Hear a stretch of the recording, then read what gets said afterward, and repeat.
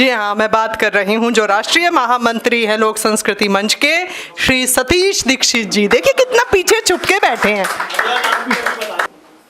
तरासे हीरे को अगर तो कीमत उसकी बढ़ जाती है, विद्या धन का हो धनी तो समर जिंदगी जाती है। प्रभु चरणों में फल फूल चढ़ाओगे तो वन प्रसाद हो जाएगा, और गुरु चरणों में जो झुकेगा इंसान बन हो जाएगा, इंसान बन हो जाएगा। अपनी एक कविता की कुछ पंक्तियां आपके समक्ष रख के अपना स्थान लूँगा। आजकल बहुत मुश्किल हो गया है कविताएं लिखना और सुनाना हमारे लिए। मैं अयोध्या में गया, मैं 5 मिनट में ही अपनी बात ख़त्म कर दूंगा। मैं अयोध्या में गया तो विधायक जी मंच पर आ गए, सत्य घटना है, बाबा जी उपस्थित थे। उन्होंने कहा कि सतीश दीक्षित आप अपनी कविता में सुधार करो। मैंने कहा ये भी साहित्यकार है, मुझे लग रहा है छंद मात्रा विधान में कुछ गलती हो गई है। लेकिन उन्होंने कहा कि आप अपनी कविता में से गरीबी, बेरोजगारी, निर्धनता, किसान, ये सब खत्म कर दीजिए। मैंने कहा फिर कुछ बचेगा ही नहीं, फिर सुनाऊंगा क्या। तो ऐसी स्थितियां हैं। और मुझको कोई ज्ञान नहीं है गीत छंद और गजलों का, मुझको कोई ज्ञान नहीं है गीत छंद और गजलों का, लेकिन मैं तो सत्य लिखूंगा नीच निकम्मी नस्लों का। और हर बार सवाल मैं पूछूंगा हर सिंहासन के राजा से, मुझे बताओ अंत नहीं क्यों दुशासन की फसलों का, मुझे बताओ अंत नहीं क्यों दुशासन की फसलों का। और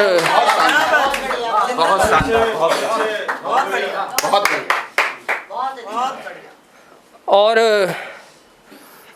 आज आपको भारत माँ की पीड़ सुनाना चाहता हूँ, निर्धन के नैनों से बहता नीर सुनाना चाहता हूँ, जो राजनीति का मर गया ईमान सुनाना चाहता हूँ, नेताओं की भूख का सामान सुनाना चाहता हूँ, नेताओं की भूख का सामान सुनाना चाहता हूँ।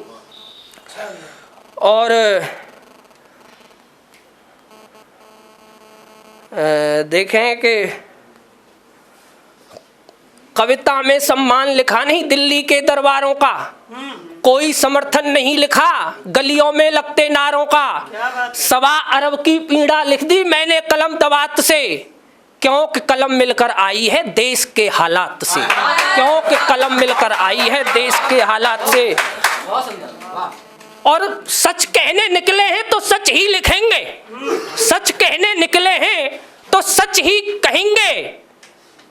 श्री राम के वंशज हैं हमेशा जय श्री राम लिखेंगे, लाख पहरा लगा दो तुम कलम पर, किंतु नहीं कभी भी सुबह को शाम लिखेंगे, किंतु नहीं कभी भी सुबह को शाम लिखेंगे। और देखें कुछ पंक्तियां और रखता हूं।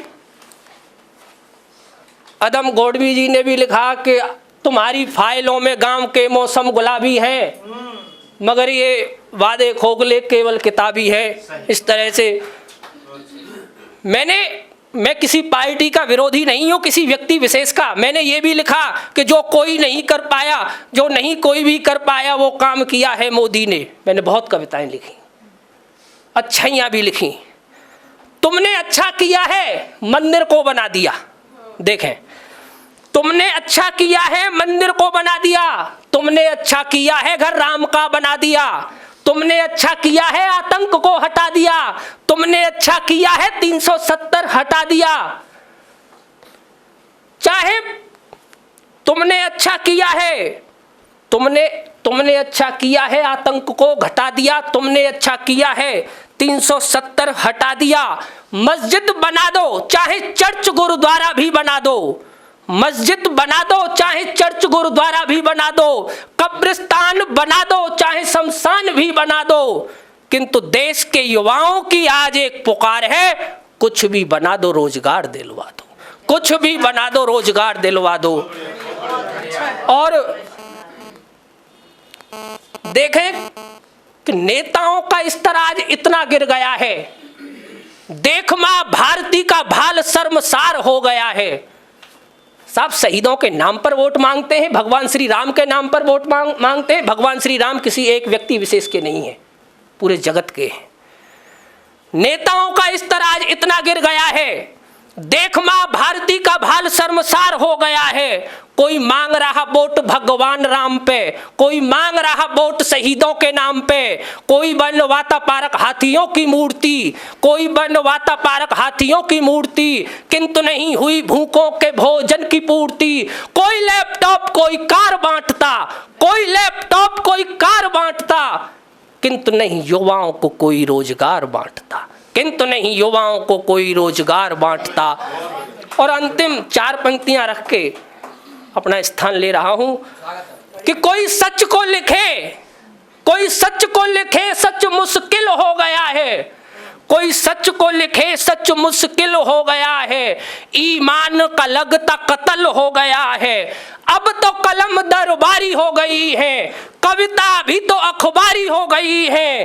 कवि मंच के अब अनुसार हो गया है, और लेखन भी तो व्यापार हो गया, लेखन भी तो व्यापार हो गया है।